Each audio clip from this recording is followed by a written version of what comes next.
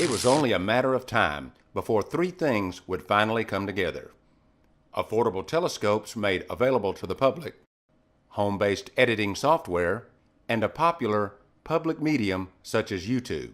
Considering how I stepped outside and took this image of the moon with a mere Canon Rebel camera with a 300 zoom lens, you'd think that someone, somewhere possessing a more powerful telescope would eventually capture strong evidence of alien activity.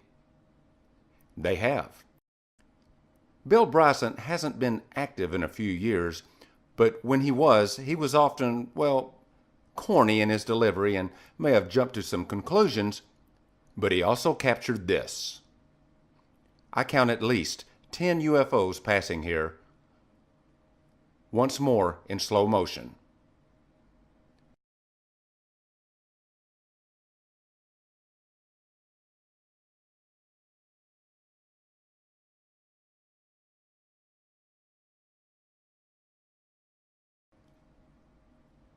From the United States East Coast, William Duran used a 12.5-inch telescope to capture something incredible. And that object exited that crater, shifted directions at about a 45-degree angle, and then followed the curvature of the moon away from us.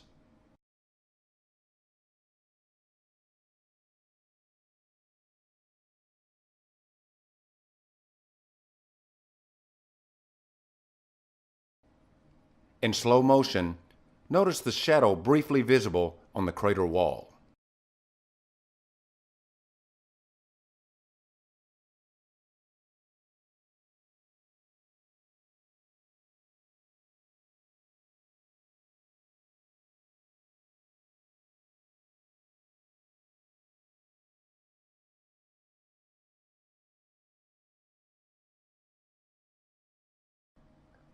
Crow 777 is the guy who first showed us the mysterious moon wave phenomenon.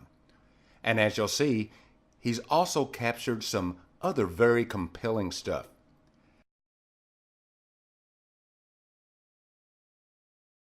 This guy is thorough, making certain his findings aren't mundane by checking things such as known satellite patterns, and he even has other astronomers more than 500 miles away comparing what they're seeing simultaneously. Take a listen to Crow 777. And this object was shot in 2013, and it's really quick, but I'll tell you what, it's nowhere near the speed of a satellite. We've filmed many satellites, and I include one in the very end of this clip just so folks can see what satellites look like. This is slowed down to 30%. Okay, this is a smaller object coming in at the right here. This was shot in 2014. And again, you can see the halo. It's really heavy on the upper side of this. It's not even at all. And I put a filter on to kind of demonstrate the halo effect, but I blended it with the original clip so that it's not too heavy.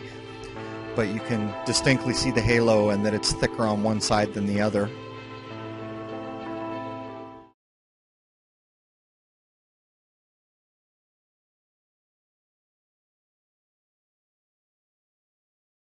This aircraft was using extremely high voltages, and the voltages would ionize the air around the vehicle so much that it would start producing X-ray photons. Something that was described by Bigelow in his 1994 paper on warp drive, the creation of a warp drive that would not violate general relativity.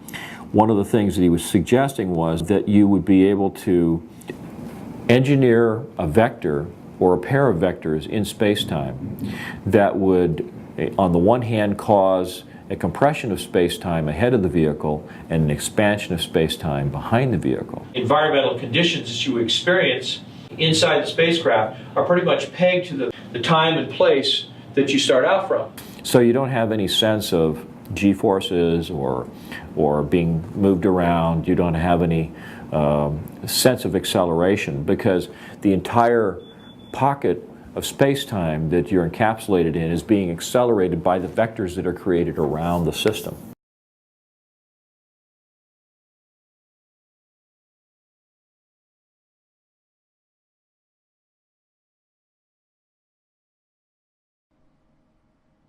Here, Crow 777 has captured what appears to be a spacecraft firing a glowing propulsion unit.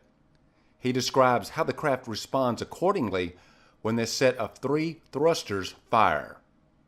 Whatever this is, it's an incredible catch. And he's got a lot more to offer, so make sure to visit Crow 777.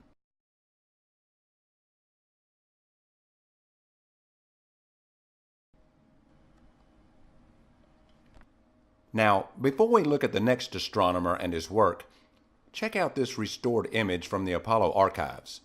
Brett Shepard is an amazing talent and friend who has a great story we'll cover further in another presentation. But in this image, he's truly helping us to see what is being hidden in plain sight. It's important that you see this. It will help you to rationalize what you're going to see next. Bruce Swartz, aka Bruce Sees All, is dedicated to busting this thing wide open for the rightful sake of humanity. Bruce is finding ways to cut through the filters many of us believe are keeping us from seeing the true surface of the moon. He's using 3D imagery techniques to essentially map out what he claims are artificial surface structures. Entire cities, people. And while others are wasting time strictly adhering to what they've been taught, Bruce is busy creating roadmaps of the moon. John Lear tells us that as many as 250 million people are living on the moon, and that there is a breathable atmosphere present. Maybe he's right. And you heard right, he said people. But keep in mind, if they're not born on Earth, they are still considered extraterrestrials. They're not one of us. Beware.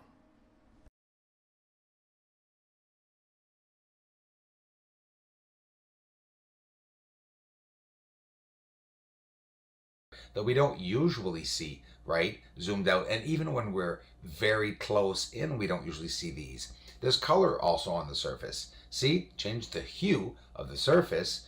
Wow. Do you see what's there? 1, 2, 3. I mean, this is Clavius crater. This is Plato crater right here that you're seeing. What's this? It is 2 UFO crafts crossing paths.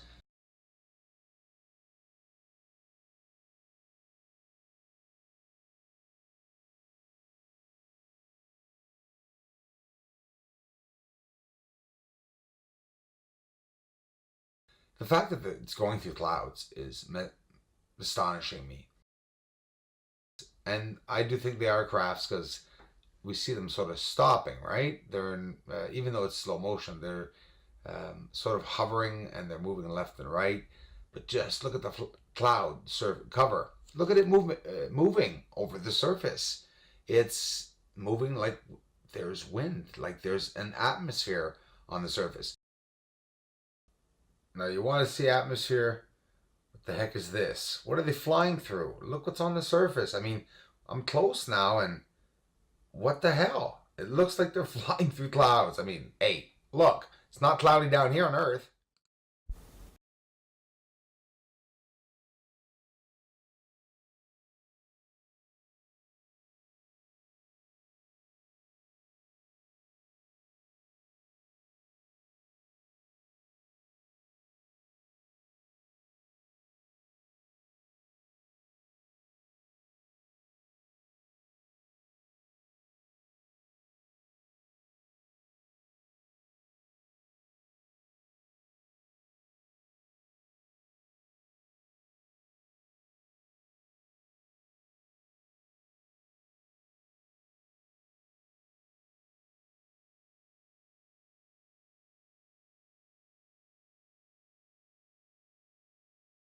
Now you're going to witness 2 UFOs, maybe 3.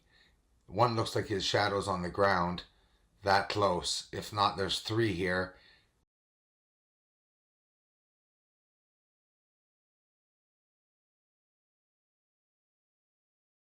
Right there. A bigger craft.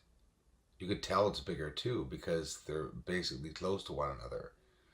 Now here it is as it's coming up in the north side. Now where's the other one? It's still here and it's also coming up here